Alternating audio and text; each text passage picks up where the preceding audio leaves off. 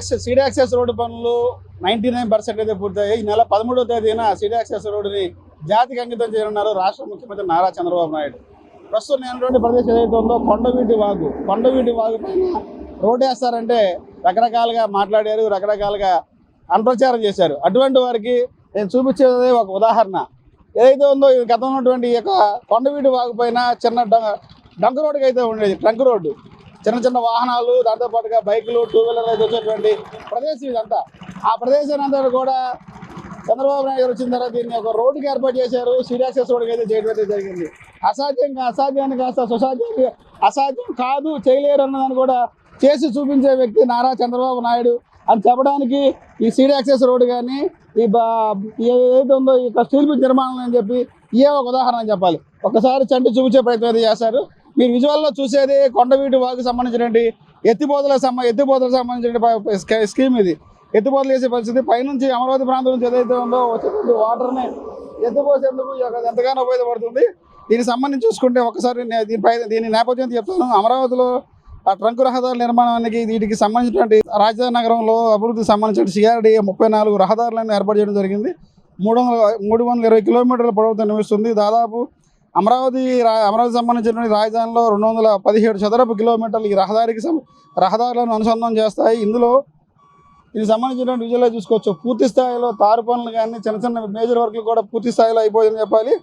దీంతో పాటు చూసుకుంటే అమరావతికి సంబంధించిన అభివృద్ధి సంస్థ ఇప్పటికే దీనికి 34 ట్రంక్ రహదారులను 320 కిలోమీటర్ల పొడవుతో నిర్మిస్తుంది. అమరావతి రాజధానిలోని 217 చదరపు కిలోమీటర్ల ఈ రహదారులు అనుసంధానం చేస్తాయి. ఇందులో భాగంగా మేజర్ ఆర్టీఎల్ రోడ్డు మొత్తం 4 ఉంటాయి. ఇందులో N6 వెస్ట్ బైపాస్లో కలిపిపోతుంది. 60 మీటర్ల వెడల్పు గల ఈ రహదారులు 6 వరుసలు, వీటిలో మధ్యలో 4 లైన్లు ఎలివేటెడ్ కారిడార్లు, కుడి ఎడమ సర్వీసు రోడ్లు అయితే ఉంటాయి. వీటిలో N6తో పాటు N13, E5, E13 రోడ్లు అయితే ఉంటాయి. ఈ సీడీ యాక్సెస్ రోడ్డుకు 60 మీటర్లు 3+3+3గా 9 లైన్లు ఈ రహదారులు ప్రధాన యాక్సెస్ రోడ్డు. ఇది ప్రధాన ఉత్తర రోడ్డు. దీనికి అనుసంధానించబడతాయి. తూర్పు రోడ్డు మొత్తం ఉత్తర రోడ్డుతో కలిపి దీనికి చేరుకోవచ్చు.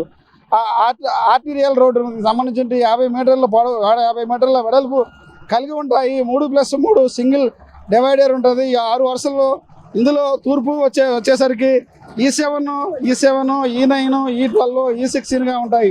ఇదే విధంగా చూసుకుంటే ఉత్తరం రోడ్డు N3, N3B, N3A ఈ రెండు కలిపి ఒకదానికి ఎందుకైతే వస్తాయి. N3, N12, N13, N7 రోడ్లుగా సంబంధించి చూసుకోవచ్చు. సబ్ ఆర్టీఎల్గా రోడ్లు అయితే ఉన్నాయి. ఇవి కాకుండా మొత్తం 50 మీటర్ల వెడల్పు కలిగి ఉంటాయి. వాటిలో చూసుకుంటే 2+2+2 మధ్యలో BRTS కారిడార్ అయితే ఉంటుంది. రెండు డివైడర్లు అయితే కలిగి ఉంటాయి. మొత్తం సంబంధించి తూర్పు రోడ్ వచ్చేసరికి E1, E2, E3, E4, E6, E8, E10, E12, E14, E16, E1, E2, E4, E7, E9, E14, E68గా మొత్తం ఈ యొక్క సీడీ యాక్సెస్ రోడ్డు సంబంధించి నిర్మాణ పనులు అయితే జరుగుతున్నాయి. అనుకున్న సమయానికల్లా ఈ పనులు పూర్తి చేస్తామని చెప్పి ఏదైతే జరిగిందో దానికి సంబంధించినటువంటి ఇప్పుడు చూస్తున్నటువంటి నిర్మాణాలకు ఉదాహరణ చెప్పొచ్చు. కొండవీటి వాగు మీద సంబంధించినటువంటి ఏదైతే ఉందో స్టీల్ బ్రిడ్జ్ నిర్మాణం కూడా పూర్తి స్థాయిలో పూర్తయిపోయింది. ఇది కొండవీటి వాగు ఉన్నటువంటి ఈ స్టీల్ బ్రిడ్జ్ వచ్చి మొత్తం 300 మీటర్లకు సంబంధించినటువంటి ఈ స్టీల్ బ్రిడ్జ్ నిర్మాణం ఇది. అక్కడ నుంచి స్టార్ట్ చూడడానికి వస్తే ఏ ఆకారంలో అయితే ఉంటుంది. ఏ అంటే అమరావతి, ఏని కూడా బాగా హైలైట్ చేయడం జరిగింది.